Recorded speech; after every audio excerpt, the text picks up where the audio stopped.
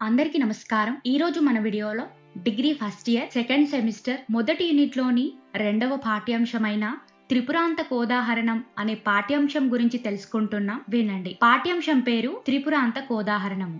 అంటే ఇక్కడ త్రిపురాంతకుడు అంటే ఆ పరమశివుడని అర్థం. ఆ పరమశివుని మహిమలు, ఆ త్రిపురాంతకుని లీలలు, దేవుని మహిమల గురించి చెప్పే కావ్యమే ఈ త్రిపురాంతకోదాహరణం. ఏంటి? త్రిపురాంతకుడు అంటే ఎవరు? ఆ పరమశివుడని అర్థం. ఆ పరమశివుని యొక్క లీలలు, మహిమల గురించి చెప్పే ఉదాహరణ కావ్యమే, ఒక సాహిత్య ప్రక్రియే ఈ త్రిపురాంతకోదాహరణము. ఈ త్రిపురాంతకోదాహరణం అనే పాఠ్యాంశానికి కవి రావిపాటి త్రిపురాంతకుడు. కవి ఎవరు? రావిపాటి త్రిపురాంతకుడు. కవి త్రిపురాంతకుడి యొక్క అంటే ఆ పరమశివుడి యొక్క మహిమలను స్తుతిస్తూ అంటే చెప్తూ ఈ ఉదాహరణ కావ్యాన్ని రాశాడు. ఎవరు? కవి రావిపాటి త్రిపురాంతకుడు ఆ పరమశివుడి యొక్క మహిమలను స్తుతిస్తూ మనకి ఈ పాఠ్యాంశాన్ని అందించారు. ఇక్కడ మీరు ఒకటి గమనించండి. త్రిపురాంతకోదాహరణం అనేది ఒక ఉదాహరణ కావ్యము. అంటే ఉదాహరణం అనేది చాలా మంది ఇంగ్లీష్ పదమైన ఎగ్జాంపుల్ అని అనుకుంటారు. ఉదాహరణ, ఎగ్జాంపుల్ అని అంటాం కదా. ఎగ్జాంపుల్ ని తెలుగులో ఉదాహరణం అని అంటాం. కానీ ఇది కాదు. ఉదాహరణ కావ్యం అనేది తెలుగులో ఒక విశిష్టమైన సాహిత్య ప్రక్రియ. ఏంటి? ఉదాహరణము అనేది ఒక సాహిత్య ప్రక్రియ. నవల, నాటకం ఇవెలాగో ఉదాహరణ కావ్యం కూడా ఒక సాహిత్య ప్రక్రియ. ఉదాహరణ కావ్యం అనేది దేశీ కవిత శాఖకు చెందింది. ఈ ఉదాహరణం అనే ప్రక్రియ పూర్తిగా తెలుగు సాంప్రదాయానికి చెందిన రూపం. అంటే ఉదాహరణం అనే ప్రక్రియ మధుర కవిత రకానికి చెందింది. చదివినప్పుడు తీయగా, మృదువుగా, అందంగా అనిపించే కవితలాగా ఉంటుంది. ఇప్పుడు అర్థమైంది కదా. త్రిపురాంతకోదాహరణము అనేది ఒక ఉదాహరణ కావ్యము. ఉదాహరణ కావ్యము అంటే ఒక సాహిత్య ప్రక్రియ. అంటే ఒక అందమైన కవితా రూపంలో ఉండే ప్రక్రియ అని అర్థం. ఇక్కడ చూపిస్తున్నట్లు ఇవి ప్రసిద్ధ ఉదాహరణ కావ్యాలు. అవే బసవోదాహరణము కవి పాల్కూరికి సోమనాథుడు, త్రిపురాంతకోదాహరణము కవి రావిపాటి త్రిపురాంతకుడు. ఇది ప్రస్తుత మన పాఠ్యాంశము. ఇక మూడవది శ్రీ వెంకటేశ్వర ఉదాహరణము కవి తాళ్లపాక అన్నమాచార్య. వీటిలో తెలుగులో మొట్టమొదటి ఉదాహరణ కావ్యం ఏంటంటే సోమన రచించిన బసవోదాహరణము అనేది తెలుగులో మొట్టమొదటి ఉదాహరణ కావ్యంగా చెప్పవచ్చు. మీరు కేవలం ఒక పాఠ్యాంశం గురించే కాకుండా ఇలాంటి ప్రాచీన సాహిత్య విషయాలు కూడా తెలుసుకోవాలి. ఉదాహరణ కావ్యం అంటే ఏంటో కూడా మీకు తెలిసి ఉండాలి. ఇక మొత్తంగా ఈ త్రిపురాంతకోదాహరణం అనే గ్రంథంలో 26 పద్యాలు ఉన్నాయి. ఎన్ని? 26 పద్యాలు ఉన్నాయి.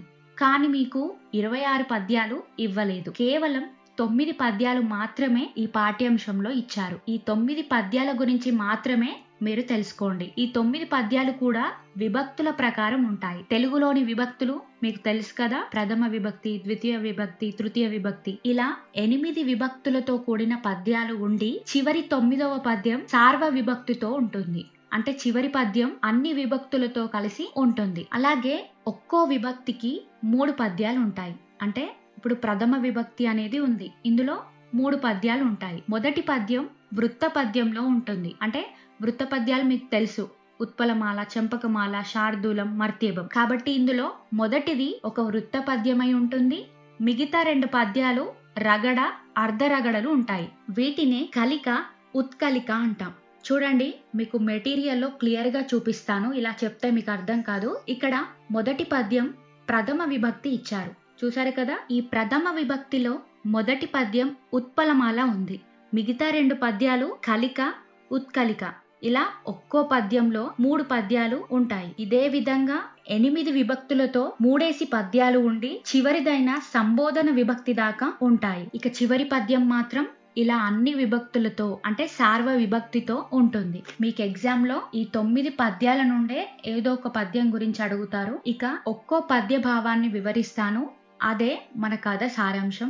వినండి. ఇవన్నీ చెప్పకుండా డైరెక్ట్ గా పాఠ్యాంశంలోకి వెళ్ళొచ్చు. కానీ త్రిపురాంతకోదాహరణము అనేది ఒక ఉదాహరణ కావ్యము. కాబట్టి మీకు ఉదాహరణ కావ్యము అంటే ఏంటో తెలియాలి.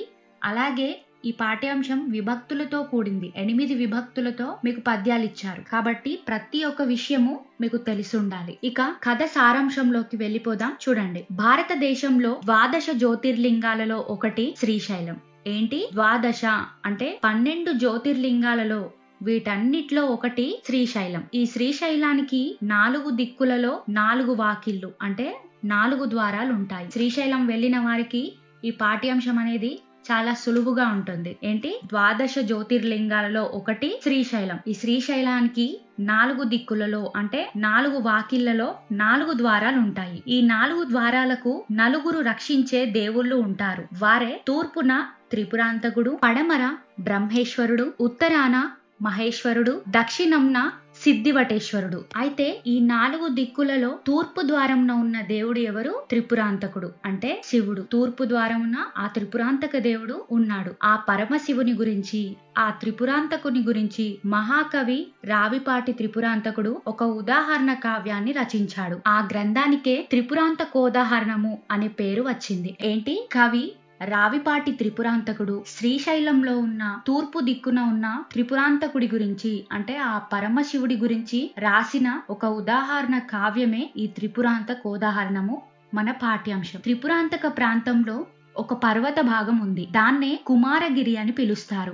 ఏంటి? త్రిపురాంతక ప్రాంతంలో పర్వత భాగం పేరు కుమారగిరి. ఈ కుమారగిరి పర్వతానికి తూర్పు వైపున రెంటాల మల్లినాథుడు అనే భక్తుడు 12వ శతాబ్దంలో మెట్లు కట్టించాడు. ఎవరు? మల్లినాథుడు అనే భక్తుడు కుమారగిరి పర్వతానికి మెట్లు కట్టించాడు. అయితే శ్రీశైలానికి 4 దిక్కుల 4 ద్వారాలు ఉన్నాయి కదా, తూర్పు, పడమర, ఉత్తరం, దక్షిణం. ఈ 4 ద్వారాల దేవతలు మరియు శ్రీశైలంలోని మల్లికార్జునుడు అంటే 4 ద్వారాలకు నలుగురు దేవుళ్ళు ప్లస్ మల్లికార్జున దేవుడు అన్ని కూడా శివుడి 5 ముఖాల నుండే ఉద్భవించాయి. అంటే ఇవన్నీ కూడా శివుడి 5 ముఖాల నుండే ఉద్భవించాయి. అంటే ఇవన్నీ శివుడి రూపాలే, వేరువేరు దేవుళ్ళు కాదు. శివుడినే 5 రూపాలుగా భావిస్తారు. కాబట్టి శివుడికి 5 ముఖాలున్నాయి అని పురాణాల్లో ఆయనను పంచముఖ శివుడని అంటారు. అంటే శ్రీశైలాన 4 ద్వారాలకు నలుగురు దేవుళ్ళు అలాగే మల్లికార్జునుడు మొత్తం 5 రూపాల్లో శివుడే కనిపిస్తాడని ఆయనని పురాణాల్లో పంచముఖ శివుడని అంటారు. అలాగే త్రిపురాంతక దేవుణ్ణి శ్రీనగ చక్రవర్తి అని కూడా పిలుస్తారు. ఏమని? శ్రీనగ చక్రవర్తి అని కూడా పిలుస్తారు. ఇక్కడ మీరు ఒక విషయం గుర్తుంచుకోండి. త్రిపురాంతకుడు అంటే ఎవరు? ఆ పరమశివుడే. ఆ పరమశివుణ్ణి మనం ఎన్నో పేర్లతో పిలుచుకుంటాము. త్రిపురాంతకుడు, శ్రీనగ చక్రవర్తి, మల్లికార్జునుడు. ఇవే కాదు, ఆ పరమశివుడికి ఎన్నో పేర్లున్నాయి. ప్రతి పేరు కూడా ఆ శివుడిదే. ప్రతి రూపం కూడా శివరూపమే. ఇక ప్రతి రూపం కూడా ఆ శివుడి రూపమే. ఏ రూపాన్ని చూసినా కూడా ఆ పరమశివుడే, ఆ త్రిపురాంతకుడే అని అర్థం. ఇక ఆ త్రిపురాంతక దేవుని గొప్పతనం చూడండి. కవి శివుణ్ణి ఇలా వర్ణించాడు. శివుడు భక్తుల కోరికలు తీర్చే కామధేనువు. శివుడు పేదలను, బాధలో ఉన్న వారిని రక్షించేవాడు, ఐశ్వర్యం ఇచ్చేవాడు. యోగులు ధ్యానం చేస్తే వారికి శాంతిని, ఆనందాన్ని ఇచ్చేవాడు శివుడు. అందరి దేవుళ్లలో శివుడు చాలా గొప్ప శక్తి కలవాడు. మాటలకు అందని సుందరేశ్వరుడు. అంటే శివుడి అందం, మహిమలు మాటల్లో చెప్పలేం. అలాగే ఓం నమ శివాయ అనే 6 అక్షరాలను కవి 6 రేకుల పువ్వుగా చెప్పాడు. ఆ పువ్వులో 9 శివుడు ఉంటాడు అని కవి అన్నాడు. ఏంటి? కవి ఏమన్నాడు? ఓం నమ శివాయ అనే ఈ 6 అక్షరాలను కవి 6 రేకుల పువ్వుగా చెప్పాడు. ఆ పువ్వులో శివుడు 9 ఉన్నాడని భావించాడు. అంటే ఓం నమ శివాయ అనే మంత్రాన్ని కవి అందంగా వర్ణించి చెప్పాడు. తర్వాత యోగులు ధ్యానం చేసి చేరాలనుకునే గొప్ప స్థానం శివుడు. యోగులు, ఋషులు, మునులు వీరంతా ఎంతో కాలం నుంచి తపస్సులు చేస్తారు. ఎవరి కోసం? ఆ పరమశివుడి మోక్షం కోసం, ఆ పరమశివుడిని చేరుకోవటం కోసం. కాబట్టి యోగులు ధ్యానం చేసి చేరాలనుకునే గొప్ప స్థానం ఆ శివుడిది. అంటే త్రిపురాంతక దేవుడు అంతటి గొప్పవాడని అర్థం. ఇక కవి త్రిపురాంతక దేవుణ్ణి చూశానని చెప్తున్నాడు. ఏంటి? కవి ఆ పరమశివుణ్ణి చూశానని చెప్తున్నాడు. మరి కవి చూసిన ఆ త్రిపురాంతకుడు ఏ విధంగా ఉన్నాడంటే, త్రిపురాంతకుడు పామును హారంగా మెడలో ధరించినవాడు, నుదిటిపై చందమామ పెట్టుకున్నాడు, తలపై గంగా నది ఉన్నవాడు, పులి చర్మాన్ని వస్త్రంగా కట్టుకొని ఉన్నాడు, తెల్లటి విభూదిని శరీరమంతా పూసుకున్నాడు, ఎంతో అందమైన రూపంతో పార్వతిలో సగం శరీరం కలిగినవాడు. అంటే అర్ధనారీశ్వరుల్లా పార్వతీదేవి భర్తయగు ఆ త్రిపురాంతకుణ్ణి చూశాను అని, నా మనస్సులో కుమారగిరిపై ఉన్న పార్వతి భర్త త్రిపురాంతక దేవుణ్ణి చూశానని కవి చెప్పాడు. కవి త్రిపురాంతకుడిని చూశాడు. అలాగే ఆ త్రిపురాంతకుడు అంటే ఆ పరమశివుడు ఎలా ప్రకాశిస్తున్నాడో కూడా కవి వర్ణించి చెప్పాడు. నా మనస్సులో కుమారగిరిపై ఉన్న పార్వతీ భర్త త్రిపురాంతక దేవుణ్ణి చూశానని కవి అద్భుతంగా ఆ త్రిపురాంతకుని వర్ణించి చెప్పాడు. ఇక తర్వాత కవి త్రిపురాంతకుణ్ణి చూశాడు. అలాగే ఆ త్రిపురాంతకుడు అంటే ఆ పరమశివుడు ఎలా ప్రకాశిస్తున్నాడో కూడా కవి అద్భుతంగా వర్ణించి చెప్పాడు.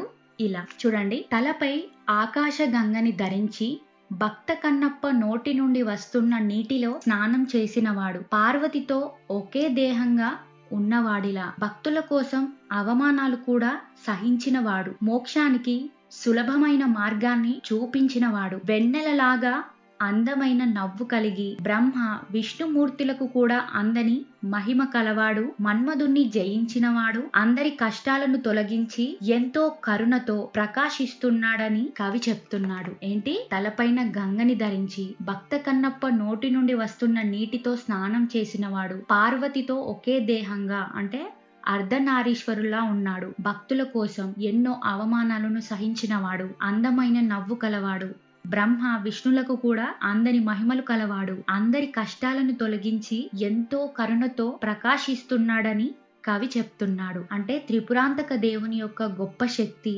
కరుణ, మహిమ కలిగిన గంగాధరుడిలా కనిపిస్తున్నాడని, ప్రకాశిస్తున్నాడని కవి వర్ణించి చెప్పాడు. అలాగే త్రిపురాంతక దేవాలయంలో ఉన్న ధ్వజస్తంభంపై పతాకం అంటే జెండా గాలిలో అందంగా ఎగురుతూ కనిపిస్తుంది. ఆ జెండాను చూసినా కూడా పాపాలు పోయి మోక్షం వస్తుందని కవి చెప్తున్నాడు. ఏంటి? ఆ త్రిపురాంతక దేవాలయంలో ధ్వజస్తంభంపై ఉన్న జెండా గాలిలో అందంగా ఎగురుతూ కనిపిస్తుంది. ఆ జెండాను చూసినా కూడా పాపాలు పోయి మోక్షం వస్తుందని కవి అంటున్నారు. ఇంకా అలాగే కవి శివుణ్ణి దక్షిణామూర్తిగాను త్రిపురాంతకుడిగాను ఈ విధంగా వర్ణించి చెప్పాడు. దక్షిణామూర్తి మర్రి చెట్టు కింద కొలువై గురువులకు జ్ఞానం చెప్పేవాడు, తపస్సు చేసే మునులు ఋషుల వలె జడలు కలిగినవాడు. అంటే శివుడికి మునులకి ఉండే జడలాగా పొడవాటి జడలు కలిగి ఉండేవాడు. అలాగే శివుడు ప్రకృతి కంటే కూడా గొప్ప శక్తి కలవాడు. భక్తుల్ని పరీక్షించడానికి శివుడు వేరువేరు రూపాల్లో వస్తాడు. అలాగే శివుడు కుబేరుడికి మంచి స్నేహితుడు. శివుడు భక్తుల రోగాలను నయం చేసే గొప్ప వైద్యుడు. శివుడు భిక్షం అడిగేటప్పుడు బ్రహ్మదేవుని కపాలం అంటే తల ఎముకను పాత్రగా చేసుకొని భిక్షం అడిగాడు. పర్వతాన్ని ధనస్సులా చేసుకొని పాముని విల్లుగా అంటే ఆ ధనస్సుకి తాడుగా ఉపయోగించాడు. విష్ణుమూర్తిని బాణంలా చేసుకొని త్రిపురాలను అంటే రాక్షసుల యొక్క 3 పట్టణాలను నాశనం చేశాడు. ఏంటి? శివుడు పర్వతాన్ని ధనస్సులా చేసుకొని పాముని విల్లులా మార్చి విష్ణుమూర్తినే బాణంగా చేసి రాక్షసులను నాశనం చేసిన దయామయుడు శివుడు. అందుకే శివుడికి త్రిపురాంతకుడు అనే పేరు వచ్చింది. దీనికి సంబంధించి ఒక కథ కూడా ఉంటుంది. పూర్వం త్రిపురాసురులు అనే రాక్షసులు ఉండేవారు. వారు దేవతలని ఇబ్బంది పెడుతుండేవారు. దాంతో ఆ పరమశివుడు వారితో యుద్ధం చేసి పర్వతాన్ని ధనస్సులా చేసుకొని పాముని విల్లులాగా అంటే ఆ ధనస్సుకి తాడులాగా ఉపయోగించి విష్ణుమూర్తిని బాణంగా చేసుకొని ఆ త్రిపురాసురులను అంటే ఆ 3 రాక్షసులను సంహరిస్తాడు. దాంతో శివుడికి త్రిపురాంతకుడు అనే పేరు వచ్చిందని ఒక కథ కూడా ఉంటుంది. ఇక తర్వాత అజ్ఞానం అనే చీకటిని పోగొట్టే దీపం శివుడు. ఆ పరమశివుణ్ణి భక్తితో పూజిస్తే జీవితం మంచిగా ఉంటుంది అని కవి వర్ణించి చెప్పాడు. అలాగే కవి త్రిపురాంతక దేవుని శివలీలల గురించి ఈ విధంగా చెప్పాడు. మనుషులు ఆశల్లో పడి దుఃఖపడుతున్నారు, బాధపడుతున్నారు. అంటే ఆశ నిరాశ మధ్యలో దుఃఖపడుతున్నారు. అలాంటి వారు తరుణాచలం వెళ్లి త్రిపురాంతక దేవుణ్ణి ప్రార్థిస్తే పాపాలు పోతాయి. ఇక్కడ తరుణాచలం అరుణాచలం అనేవి రెండు వేరు ప్రాంతాలు. మనం చెప్పుకునేది త్రిపురాంతక దేవుని గురించి కాబట్టి తరుణాచలం అనే గుర్తుంచుకోండి. పాఠంలో మనకు పాఠ్యాంశంలో తరుణాచలం అని ఉంటుంది. తరుణాచలం అంటే త్రిపురాంతకం దగ్గర ఉన్న ఒక కొండ ప్రాంతాన్ని తరుణాచలం అని అంటాము. ఈ తరుణాచలంలోని గంధావతి అను పేరుగల సరస్సులో మునిగితే పాపాలన్నీ పోయి మనసులోని బాధలు తొలగిపోతాయి. భక్తుల బాధలను పోగొట్టేవాడే ఆ త్రిపురాంతక దేవుడు. ఈ త్రిపురాంతక ఆలయంలో ఆ తరుణాచలంలో ఉన్న పవిత్రమైన సరస్సు ఏంటి? గంధావతి అనే సరస్సు. అలాగే శివుడు దిక్కులనే వస్త్రాలుగా భావించి చాలా సాధారణంగా ఉండేవాడు. అంటే ఇతర దేవుళ్ళ ఎలాంటి బంగారు ఆభరణాలు కాకుండా సాదా సీదాగా ఉండేవాడు ఆ పరమశివుడు. భక్తుల కోసం, భక్తులను రక్షించడానికి శివుడు దేవాలయం వద్ద కాపలాగా నిలబడ్డాడు. వేదాలు వినిపించగా, అంటే వేదాలను చదవగా శివుడు ఆనందంతో తనను ఆశ్రయించిన భక్తులకు మోక్ష మార్గాన్ని కలిగించాడు. శివుడు గంగా నదిని తలపై ఉంచుకున్నాడు. అందుకే జటాధరుడు అని అంటాం. అలాగే శివుడు మన భక్తిని పరీక్షించడానికి రకరకాల వేషాల్లో వచ్చి మన బాధల్ని తీర్చేవాడు. గౌరీదేవిని అంటే పార్వతీదేవిని శివుడు తన శరీరంలో సగభాగంగా చేసుకున్న అర్ధనారీశ్వరుడిగా ఉన్నాడు. సూర్య చంద్రులను తన నేత్రాలుగా చేసుకొని చాలా శక్తివంతంగా ఉండి అన్నిటినీ గమనించేవాడు. అలాగే ఆ పరమశివుడు భక్తుల నిజాయితీని పరీక్షిస్తాడు. అలా గుండయ్య అనే ఒక భక్తుడి నిజాయితీని కూడా పరీక్షించాడు. ఎలానో ఈ చిన్న కథ వినండి. గుండయ్య అనే ఒక శివభక్తుడు ఉండేవాడు. గుండయ్యకి శివుడిపై అపారమైన భక్తి, శివుడంటే ప్రేమ కలిగి ఉన్నాడు. ఒకరోజు అతను శివాలయం నుంచి ఇంటికి వస్తుండగా ఒక స్త్రీ తెలియక అతనిపై ఎంగిలి నీరు చల్లింది. చూసుకోకుండా గుండయ్యపై ఎంగిలి నీళ్లను చల్లింది. ఆమె వెంటనే గుండయ్య దగ్గరికి వచ్చి క్షమాపణ చెప్పి అతన్ని లోపలికి తీసుకెళ్లి శుభ్రం చేసింది. తరువాత గుండయ్య ఇంటికి వెళ్ళిపోతాడు. ఇంటికి వెళ్ళాక తన భార్య గుండయ్యపై అనుమానపడింది. నీవు ఈరోజు ఇంటికి ఇంత ఆలస్యంగా ఎందుకు వచ్చావు? మరొకరి ఇంటి నుండి వచ్చావు కదా అని అనుమానపడింది. ఇక మీద నిన్ను నేను తాకను అని ఒట్టు పెట్టుకుంది. ఎవరు? గుండయ్య భార్య. గుండయ్య కూడా తన భార్య ఒట్టుని పాటించాడు. అలా ఇద్దరు చాలా సంవత్సరాలు ఒకరినొకరు తాకకుండా జీవించారు. చివరికి వారు వృద్ధులైపోయారు. ఒకరోజు శివుడు భక్తుడి వేషంలో వచ్చి వారికి ఒక పాత్ర ఇచ్చి దీన్ని దాచండి అని చెప్తాడు. ఏంటి? భక్తుడి వేషంలో వచ్చిన ఆ పరమశివుడు ఒక పాత్రని గుండయ్య దంపతులకిచ్చి ఇది దాచండి, నేను తర్వాత తీసుకుంటానని అన్నాడు. దాంతో వారు ఆ పాత్రని దాచారు. చాలా కాలానికి శివుడు తిరిగి వచ్చి ఆ పాత్రని ఇవ్వమంటాడు. కాని వారు మాకు తెలీదని చెప్తారు. అంటే ఇక్కడ శివుడే ఆ పాత్రని ఇచ్చి మళ్ళీ శివుడే ఆ పాత్రని మాయం చేసి వారిని పరీక్షిస్తాడు. అప్పుడు శివుడు తెలియదని అబద్ధం చెప్తున్నారా? అయితే ఈ గుండంలో దిగి ప్రమాణం చేయండని ఆ దంపతులని అడుగుతాడు.